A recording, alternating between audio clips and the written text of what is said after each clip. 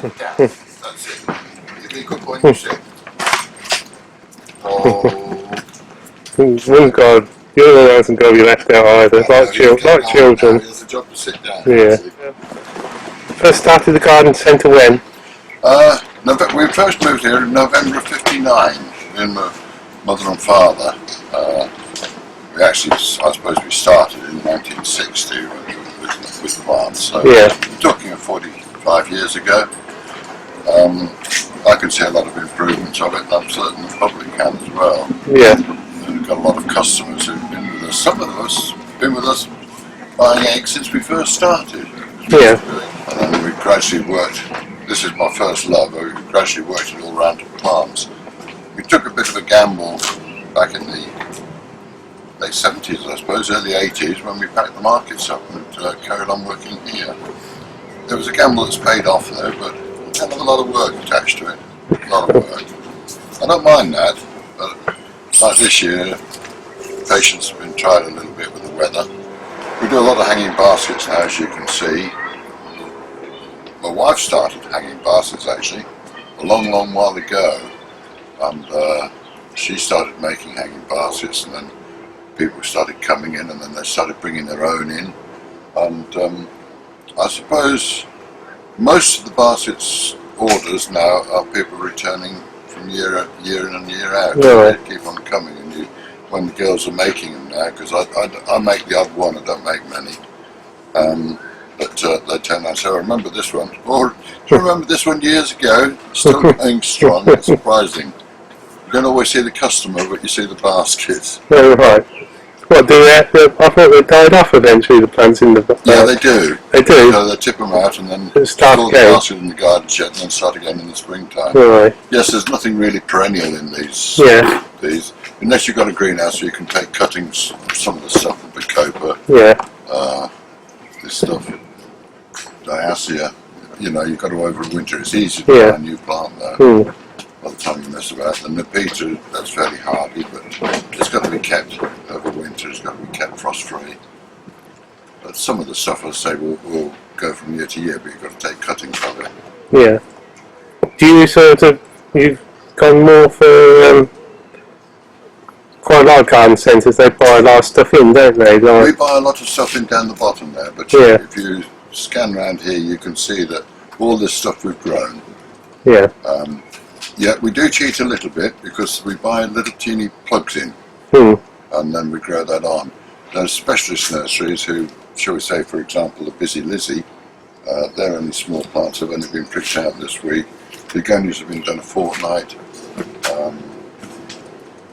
What we try and do is get it up to a reasonable size and then get it outside so it hardens itself off. Yeah. Can't always do that. You can't do that with geraniums, for example, because all the pots will blow over, so you keep them in the greenhouse down there. Yeah, we noticed one was looking around down the bottom there. Some of your big trees have blown over. What you got in pots. It's not worth picking them up. The last 3 days have been terrible. 4 days actually, 3 days, because I went fishing on Thursday and it was awful. Still enjoyed the day's break, but it was not a very good day's fishing. But when trees blow down, we tend to leave them down on a windy time. Have you got quite a big staff? Yes, we have.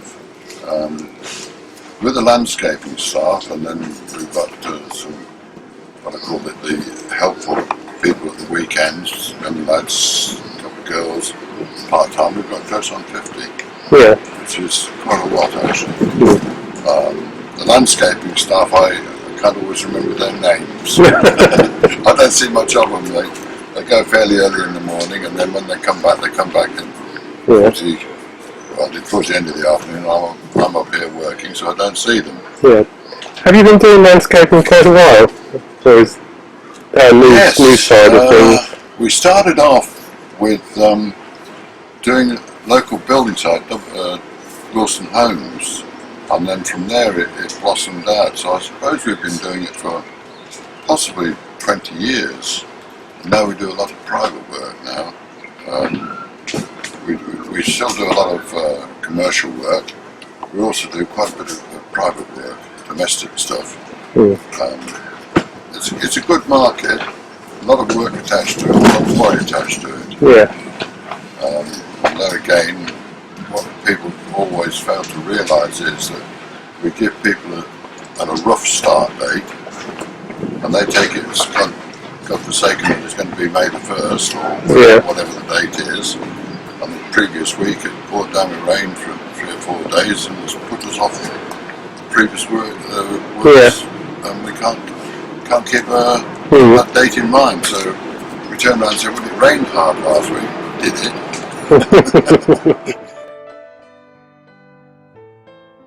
Back to John, that time I went down there, you know, he still liked to do his little bit of growing his own stuff. That was the thing. He still liked to do his little tomatoes and I mean, Sam I've got to take me after Sam. Sam went with the times, and I don't think John would have. It would have still been pigs, hens, because it's quite a different thing now. I mean, the market gardens of the 50s and 60s just wouldn't survive now. No. I mean, they're different things. And also, I mean, when we were down there at the beginning, people, and that he had his egg round, and people say, oh, can you bring some flowers and things like that. You've got to remember, people to go down to Bosworth, they walked down. I mean, there wasn't the cars, the travel, and you know, going back to the telephone. Yeah, he had a telephone. Didn't ring that much because other people in Burton didn't have a telephone. Because also Co-op had around. Yes. And they used to keep the horse, or horses, I think.